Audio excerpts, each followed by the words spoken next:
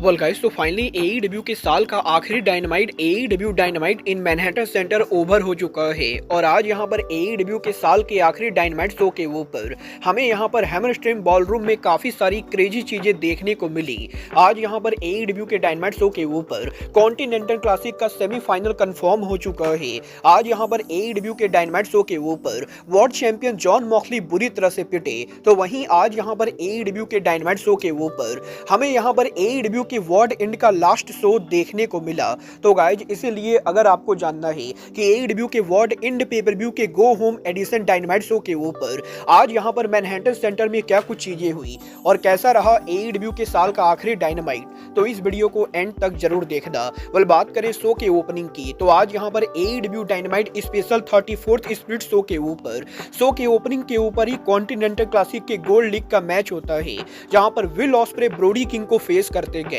और आज यहां पर पावर वर्सेज स्पीड के इस मैच के अंदर मैच के ओपनिंग के ऊपर ऑस्प्रे यहां पर उनकी स्पीड का यूज करते गए, but most of the time match के अंदर Brodie king ring side area के ऊपर ऑस्प्रे को बीट डाउन करते गए। बट इसके बावजूद भी मैच के एंडिंग के ऊपर ऑस्प्रे यहां पर हिडन ब्लेड लगाते गए और इसके बाद स्टॉर्म ब्रेकर के साथ ब्रोडी किंग को बीट करके ऑस्प्रे मैच को जीत जाते गए। जिसके बाद के बैक स्टेज के ऊपर रोनी पकेट हार्ट बिजनेस का इंटरव्यू लेती गए, जिस इंटरव्यू के ऊपर एईडब्ल्यू के executive vice president Christopher Daniels hurt business को इंटरप्ट करते गए और डेनियल्स ये बताते गए कि आज यहां पर डायनामाइट शो के ऊपर हार्ट सिंडिकेट बिल्डिंग में नहीं रह सकते गए और उन्हें यहां पर अरीना को लीव करना पड़ेगा। वेल, बैक स्टेज पर इस सेगमेंट के बाद कॉन्टिनेंटल क्लासिक के गोल्ड लीग से एक और मैच होता है, जहां पर रिकोसेट पहली बार एईडब्ल्यू के अंदर डार्बी एलन को 1-on-1 मैच में फेस करते गए और इन दोनों के इस मैच के अंदर आज यहां पर रिकोसेट सुपर हील रोल प्ले करते गए, जहां पर पूरे मैच के अंदर रिकोसेट यहां पर क्राउड के साथ साथ डार्बी एलन को मॉक कर रहे होते गए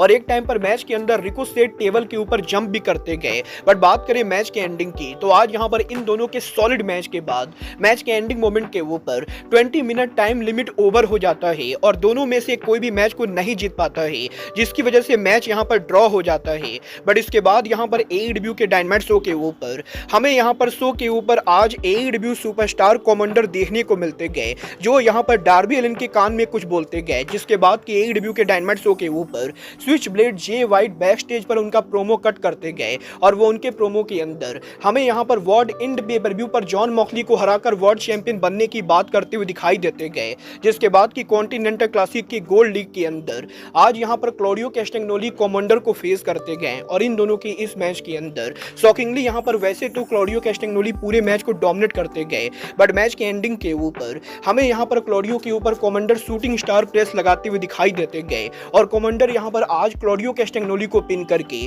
क्लॉडियो को कॉन्टिनेंटल क्लासिक टूर्नामेंट से बाहर कर देते गए। जहां पर मैच के ओवर होते ही हमें यहां पर क्लॉडियो कैस्टेग्नोली के फैक्शन के member John Moxley, wheeler Utah और बाकी रेसलर रिंग में आकर आज यहां पर कमांडर पर अटैक करते हुए दिखाई देते गए। जिसके बाद कि जे वाइट अरीना के अंदर अराइव होते गए और वो यहां पर मॉक्सली पर अटैक करने की कोशिश करते गए, जहां पर जे वाइट के साथ साथ ऑरेंज कैसिडी भी रिंग में आकर डेथ राइडर पर अटैक करते गए, बट आउट नंबर होने की वजह से कैसिडी और वाइट दोनों पिट जाते गए। जिसके बाद कि hangman Adam Page finally arena में अराइव होते गए और हैंगमैन एडम पेज रिंग के अंदर आकर आज यहां पर जॉन मॉक्सली को बुरी तरह से बीट डाउन करते गए। जिसके बाद कि एईडब्ल्यू के डायनामाइट शो के ऊपर हमें यहां पर कॉन्टिनेंटल क्लासिक के ब्लू लीग से मैच देखने को मिला, जहां पर Rainmaker Kazuchika Okada dream match के अंदर पहली बार एईडब्ल्यू पर शेल्टन बेंजामिन को फेस करते गए और इन दोनों के एनजेपीडब्ल्यू में हिस्ट्री के बाद पहली बार एईडब्ल्यू के अंदर जब ये दोनों आमने सामने होते गए तो अरीना में क्राउड काफी क्रेजी तरीके से चीयर करती गए। वल, इन दोनों के बीच में आज यहां पर back and fourth solid match के बाद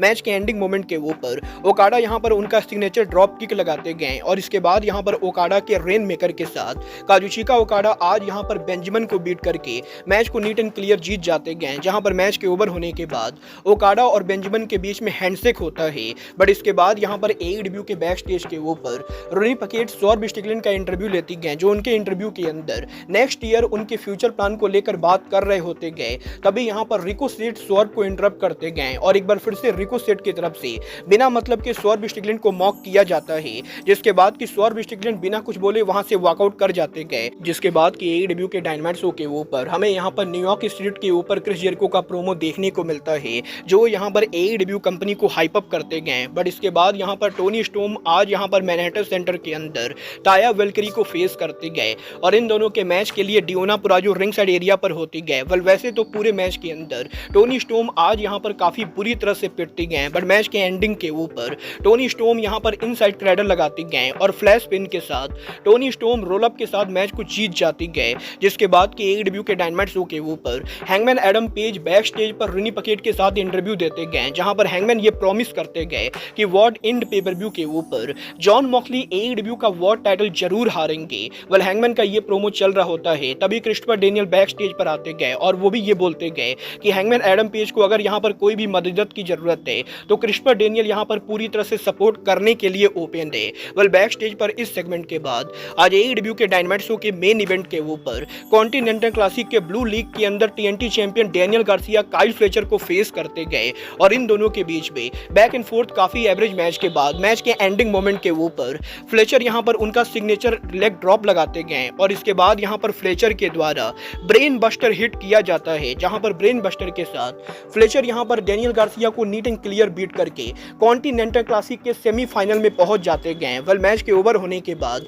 हमें यहां पर काइल फ्लेचर के पुराने दोस्त विल ऑस्प्रे रिंग में आते हुए दिखाई देते गए और इन दोनों के सेमीफाइनल में अपकमिंग मैच से पहले डायनामाइट के एंडिंग पर इन दोनों के बीच में फेस ऑफ होता है। वेल AEW के डायनामाइट के इस पूरे सेगमेंट के बाद शो के एंडिंग के ऊपर हमें यहां पर मॉक्सली और मरीना सफीर का बैक स्टेज प्रोमो देखने को मिलता है, जिस प्रोमो के अंदर जॉन मॉक्सली वॉर्ड इंड पे पर व्यू के ऊपर AEW के न्यू एरा स्टार्ट होने को लेकर बात करते गए और मॉक्सली ये बोलते गए कि वॉर्ड इंड पर कैसिडी वाइट और हैंगमैन एडम पेज तीनों को बीट करने के बाद जॉन मॉक्सली AEW का एक नया चैप्टर स्टार्ट करेंगे और वो यहाँ पर AEW के अंदर अपने आप को king of AEW call out करते गए। और मॉक्सली के प्रोमो सेगमेंट के साथ AEW के साल का आखिरी डायनामाइट ऑफ एयर जाता है। वेल डेफिनेटली यहाँ पर मुझे पर्सनली AEW का आज का डायनामाइट काफी ज्यादा सॉलिड लगा और जिस तरीके से AEW ने इस साल कॉन्टिनेंटल क्लासिक के मैचेस को हाइप अप किया है वो मेरे लिए पर्सनली काफी ज्यादा इंटरेस्टिंग चीज है, क्योंकि सच में कॉन्टिनेंटल क्लासिक इस साल काफी बड़ी चीज लग रही है। वेल आपको AEW के साल का आखिरी डायनामाइट कैसा लगा आप लोग मुझे कमेंट करके बताएंगे। और गाइज आपको क्या लगता है AEW के कॉन्टिनेंटल क्लासिक के अंदर will osprey, Kyle Fletcher, Okada और रिको सेट के सेमीफाइनल में जाने के बाद इन चारों में से वो कौन सा रेसलर होगा जो इस साल के कॉन्टिनेंटल क्लासिक का विनर बनेगा? आप लोग मुझे ये भी कमेंट करके बताएंगे। बट गाइज अब आज के इस वीडियो में बस इतना ही, मैं मिलता हूँ आपसे अपने अगले वीडियो में। बट गाइज तब तक के लिए goodbye, good night and bang.